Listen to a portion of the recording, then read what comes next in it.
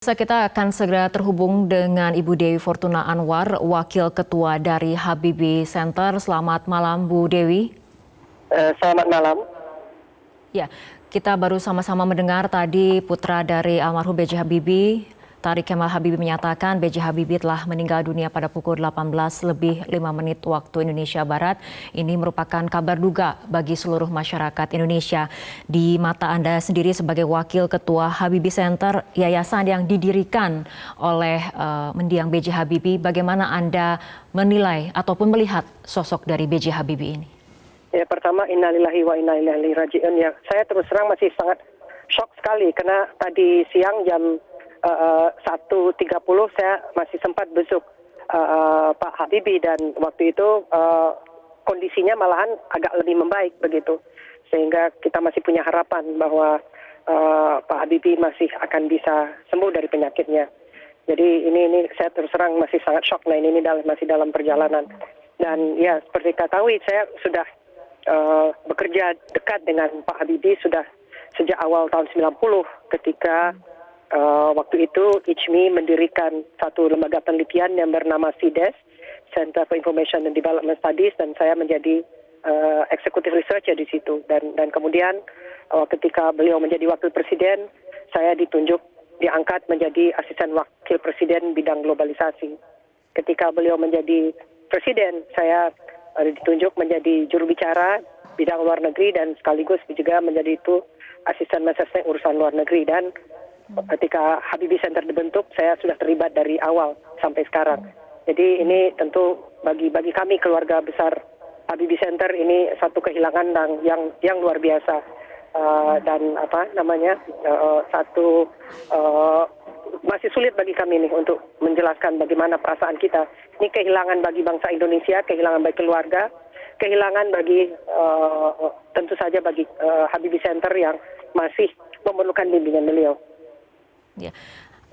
Apa percakapan terakhir ataupun mungkin arahan terakhir dari B.J. Habibie terutama untuk Habibie Center sendiri? Habibie membentuk Habibie Center ini dengan moto demokrasi tak boleh henti. Jadi Pak Habibie sepanjang karirnya sebelum menjadi presiden itu dikenal sebagai Bapak Teknologi Indonesia. Tetapi begitu beliau menjabat sebagai Presiden RI ketiga, beliau terkenal menjadi Bapak Demokrasi Indonesia karena beliau lah yang mulai membuka politik kita, yang membebaskan pers, membebaskan partai-partai politik dan menyelenggarakan pemilu demokrasi pertama sejak tahun 1955 dan seterusnya.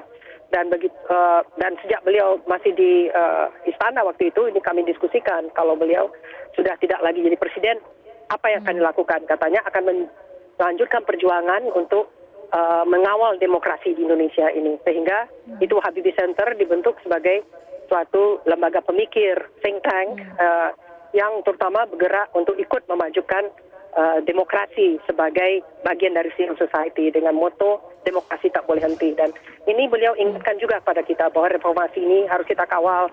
Jangan lupa kenapa reformasi kita lakukan dulu dan masih banyak PR yang harus kita lakukan. Dan beliau katakan selama Indonesia masih ada, Habibie Center tetap terus aktif begitu untuk ikut berjuang bersama-sama Republik ini. Ya, Bu Dewi, Anda sudah bekerja sama dengan Pak Habibie ataupun Pak B.J. Habibie sudah sangat lama. Mungkin dalam bertukar pikiran dengan almarhum, apa sebetulnya harapan yang ingin dicapai oleh seorang B.J. Habibie ini? Ya, beliau punya cita-cita yang maha tinggi untuk Indonesia ya. Selalu mengatakan bahwa negara yang kaya dengan sumber daya alam itu tidak akan bisa bertahan lama. Negara-negara yang maju itu tidak boleh hanya tergantung pada SDA-nya, tetapi lebih kepada sumber daya manusianya. Jadi beliau selalu mengatakan sumber daya manusia, pendidikan, inovasi, teknologi, dan upaya untuk selalu melakukan peningkatan nilai tambah terhadap semua SDA yang kita miliki. Itu selalu yang beliau tekankan. Dan kedua adalah Indonesia merupakan negara yang plural, yang majemuk, yang berbudaya tinggi, dan beliau terkenal dulu dengan istilahnya itu harus memajukan intak dan iptek. Jadi harus ada kombinasi yang ideal antara ilmu pengetahuan dan teknologi dengan iman dan takwa. Indonesia bangsanya adalah bangsa yang religius, tetapi kita juga bangsa yang selalu juga ingin maju, tidak ketinggalan dalam bidang ilmu pengetahuan dan teknologi. Selalu tidak mau kalah dengan bangsa-bangsa yang lain.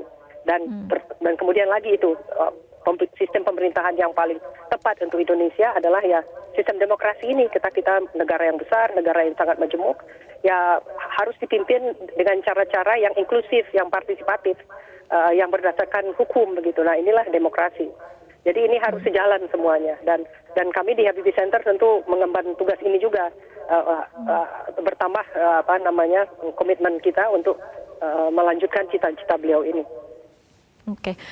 Pada saat berbincang dengan almarhum, apa sebetulnya topik yang paling membuat almarhum B.J. Habibie ini begitu bersemangat untuk membahas? Apakah persoalan kebangsaan ataupun mungkin masa depan teknologi Indonesia sendiri, atau seperti apa selama Anda mengenal sosok almarhum Bu Dewi?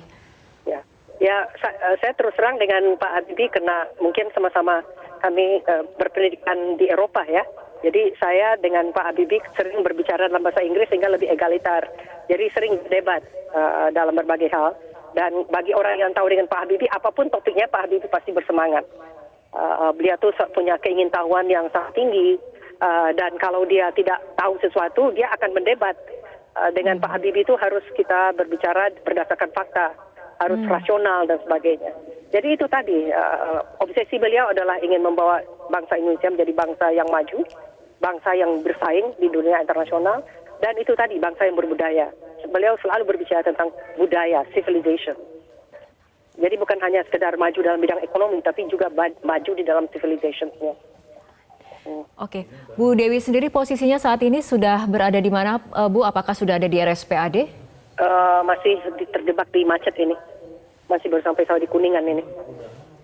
Oke, baik Bu Dewi, terima kasih telah berbagi bersama kami kisahnya bersama almarhum B.J. Habibie. Bu Dewi Fortuna, terima kasih telah berbincang bersama kami.